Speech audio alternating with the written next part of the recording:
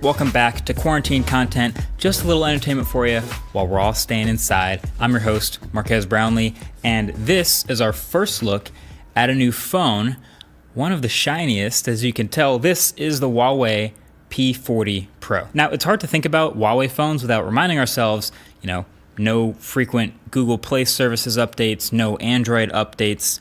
So no matter how good this phone is, it's still not likely to be a phone that people like me in this market are going to buy, import, or even recommend to others. But that being said, it is still really cool to see a new high-end phone in 2020. Plus, Huawei showed really cool stuff in the past. So, the lens through which I'm looking at this phone is what stuff from this phone should other manufacturers copy so that those features end up in more hands around the world.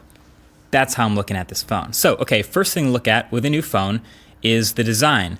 And this design is one of my favorite things about it. Now, a lot of it is pretty standard for a high-end flagship right now, and I'm not talking about that. We've all seen the rounded square look and the huge camera bump, which I'll get to in a second, and the metal rails on the side, the speaker at the bottom with no headphone jack. We've all seen that before. But this material, though, it's not even the ceramic back of the Pro Plus. It's got this super soft touch finish on the glass that just feels silky smooth. I don't know if the word satin is in this color name, but it's pretty great. Plus, this lighter gray color doesn't show many fingerprints at all, and it even refracts light pretty softly, so it's not a mirror, and it's easy to record. This is one of my favorite phone back finishes ever. No offense, D-Brand, this is not a phone that should be skinned. This should go naked. People should feel the back, or maybe a clear back case or something like that. But yeah, this I hope gets copied. And then you've got the screen up front. And this one is a mixed bag. So it's a 6.58-inch OLED display, so not too massive, and it's 2640 by 1200 at 90 hertz. Not quite the highest end, but viewing angles and brightness and colors are all high end and they're nice to look at. But what's much more interesting about this screen is the shape.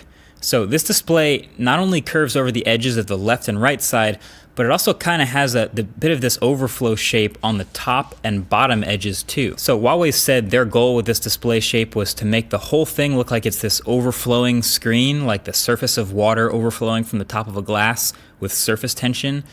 And the promo material you've probably seen in this phone has it looking like pretty much all screen, but what we've ended up with is this. And it's a good looking screen, but it mostly just seems like everything's rounded off, and of course the corners don't really get to curve in like that, so you end up with this very unique shape that's not necessarily better. It's like if you imagine trying to wrap a circular gift with wrapping paper and you try to wrap over the entire sphere without creasing anything, like you're gonna end up with some creases in that screen at some point. So it's not the worst thing in the world, but you can see it is still mostly screen, but this isn't something I necessarily copy. Also, you've definitely noticed that huge cutout by now. It's for the selfie camera and a depth sensor and infrared. This is about as small as you can get, actually, a pill-shaped cutout if you want to still have all three of those things. But I think we're finding more and more that the extra depth sensors are not necessarily as useful as we've thought they are. But the infrared in the middle is nice to have for face unlock in low-light environments. When I see this, I think of the iPhone and its massive notch, because of course they have all those Face ID sensors.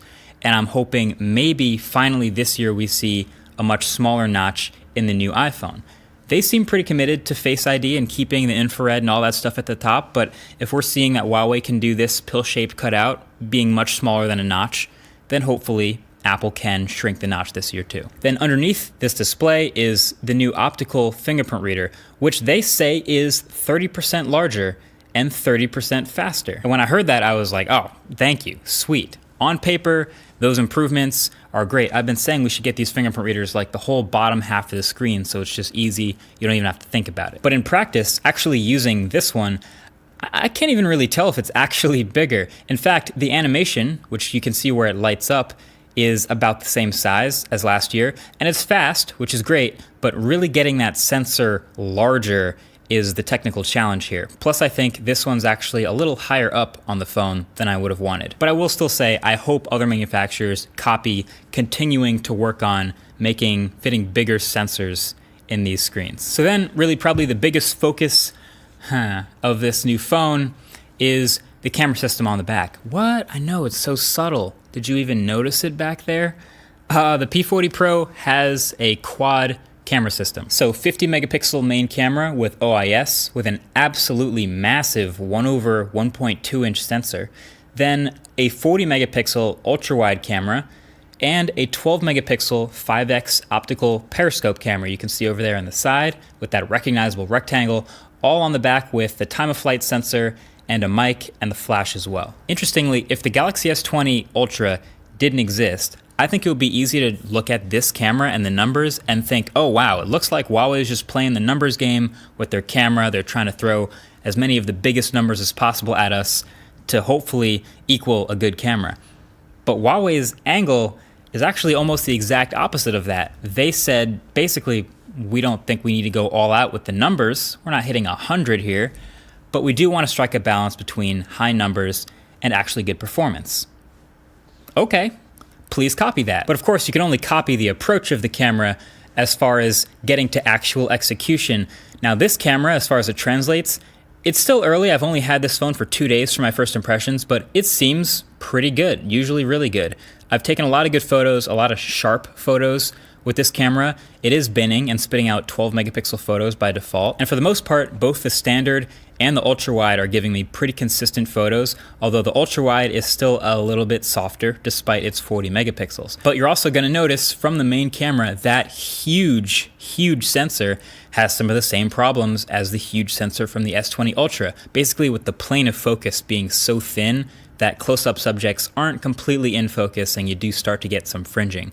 No autofocus problems though. That Phasetech autofocus in this phone seems rock solid despite the problems the S20 Ultra had. But yeah, overall here, if you look past the numbers, this is a solid camera that reminds me of many Huawei cameras in the past as far as color and high exposure and just the general shot style. Matter of fact, if any of the cameras here impressed me, it was actually the selfie camera with all the beauty modes turned off because it kept a ton of detail. That to me is a really good first impression. The battery in this phone is 4,200 milliamp hours. And if anything, it feels like a bigger battery trend is sort of a wave everyone's hopping on now. Everyone copying that is a good thing. But this one takes it a step further. P40 Pro has 40 watt wired charging and incredibly support for 40 watt fast wireless charging, which is awesome. For context, the $1,000 iPhone 11 Pro Max ships with an 18 watt wired fast charger. I don't even know if I have access to a wireless charger that cranks out 40 watts of power, but the second I can, I will try to get my hands on it. But until then, other manufacturers, yes, please copy that. And then the rest of the specs of this phone are pretty high end, if you were wondering. Not bleeding edge, but the Kirin 990, 8 gigs of RAM, 128 or 256 gigs of storage, IP68 water resistant, 5G enabled, and there are a bunch of other little things it does well. There's software EMUI 10.1. While it is better with every iteration, it's still nowhere near being able to recommend for this market.